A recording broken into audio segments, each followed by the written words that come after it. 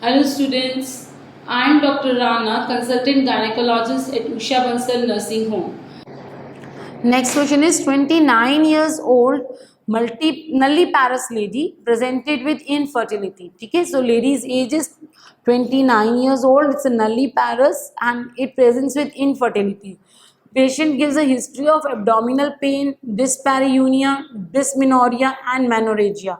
Most likely causes. ठीक है, adenomyosis, myoma, endometriosis, cervicitis. ठीक है, अब इस क्वेश्चन में हम सारे के सारे सिम्टम्स पढ़ लेते हैं, उनसे क्या इंडिकेशन आता है डिजीजेस को और कौन सी इन्वेस्टिगेशन करा के हम डायग्नोसिस तक पहुंच सकते हैं. ठीक है, तो सबसे पहले इसी क्वेश्चन का ही पढ़ लेते हैं. अगर पेशेंट को menorrhagia, dyspareunia, pain and secondary dysmenorrhoea है और इनफर्टिलिटी है, ओके, तो वो कंडीशन है एंडोमेट्रियोसिस. एंडोमेट्रियोसिस में क्या होता है, पेरिटोनियल एडिशंस होते हैं. ठीक है, जिस वजह से पेन होता है एडिशंस की वजह से, और सेकेंडरी डिस्मेनोरिया होता है. ठीक है, डिस्पैरियूनिया क्यों होता है, क्योंकि वो पाउच ऑफ डगलस में एडिशंस होते हैं जो डिस्पैरियूनिया करते हैं. ठीक है, इनफर्टिलिटी क्यों होती है, क्योंकि ट्यूब और ओवरी का जो रिलेशन है, एनाटॉमी है, वो डिस्टॉर्ट हो जाती है. ठीक है, और मेनोरेजिया क्यों होता है, बिकॉज हाइपर इस्ट्रोजेनिक कंडीशन है, increase estrogenic condition leads to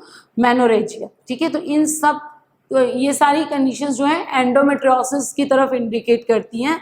इसको अगर हमें कंफर्म करना है इन्वेस्टिगेशंस के लिए तो अल्ट्रासाउंड पे हमें चॉकलेट सिस्ट दिखती है और लेप्रोस्कोपिकली हम इसे कंफर्म कर सकते हैं. एडहेशंस तो क्योंकि लेप्रोस्कोप से ही दिखेंगे.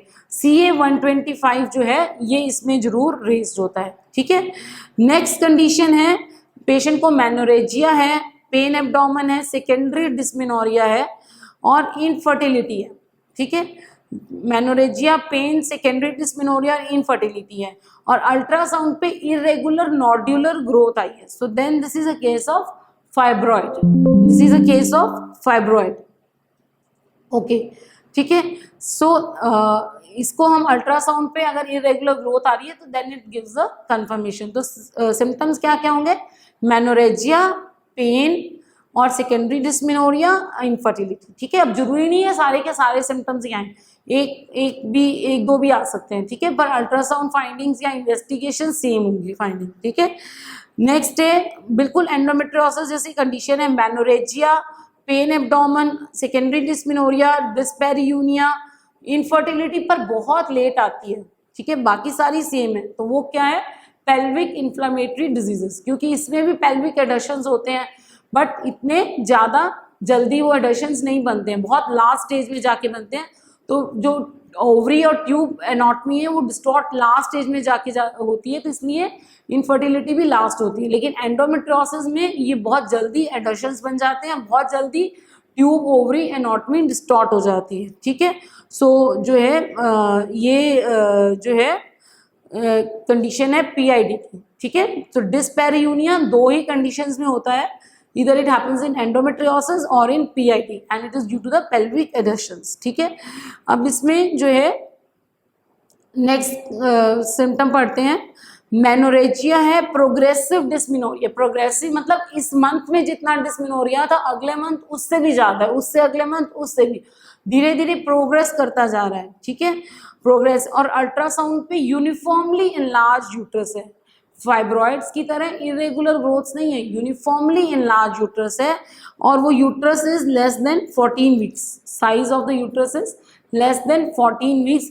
Then it is case of a adenomyosis. ठीक है, then it is a case of adenomyosis. PCOD तो हम पढ़ ही चुके हैं, oligomenorrhoea, infertility, hirsutism, increase androgens और ओवरीज का डिसफंक्शन इज PCOD. अल्ट्रासाउंड पे बहुत सारे फॉलिकल्स होंगे ओवरी पे, तो that is a condition of PCOD. Okay, post menopausal bleeding, menopause के बाद अगर ब्लीडिंग होती है तो it is most commonly a case of senile endometriosis. अगर इंडिया में पेशेंट है, इंडिया के एग्जाम आप दे रहे हो, तो then it is a case of CA cervix and it can also be a case of CA endometrium. More commonly it is a case of CA cervix, but the most common condition जिसमें जो है post menopausal bleeding होगी that is senile endometriosis. Post quartile bleeding is find in the case of CA cervix and polyp. ठीक है, CA cervix और polyp में quarters के बाद जो है ब्लीडिंग होगी। 6 वीक्स एमिनोरिया है, पेन है, ब्लैकआउट्स हैं, यूपीटी पॉजिटिव है, ये सारी कंडीशंस किस में होती है? रप्चर्ड एक्टोपिक में। ठीक है, एक्टोपिक प्रेगनेंसी है और वो रप्चर कर चुकी है, तभी हाइपोटेंसिव शॉक आ। ठीक है, सो ये जो हमारी क्वेश्चन था उसका आंसर है एंडोमेट्रियोसिस। इसमें क्या है? डिस्पेरियूनिया है, एब्डोमिनल पेन है और डिस्मेनोरिया है और मेनोरेजिया भी है। सो इनफर्टिलिटी के साथ भी प्रेजेंट कर रही है, 29 ईयर्स पे ही प्रेजेंट कर रही है। So it can not be case of cervicitis, it can not be case of myoma adenomyosis, it is a case of pelvic adhesion and endometriosis. Okay, so I hope आपको काफी सारे symptoms clear होंगे। Okay, thank you. I hope you like this video. Please subscribe my channel, share this video to all the FMGS aspirants so that they too can get benefited from this. Thank you.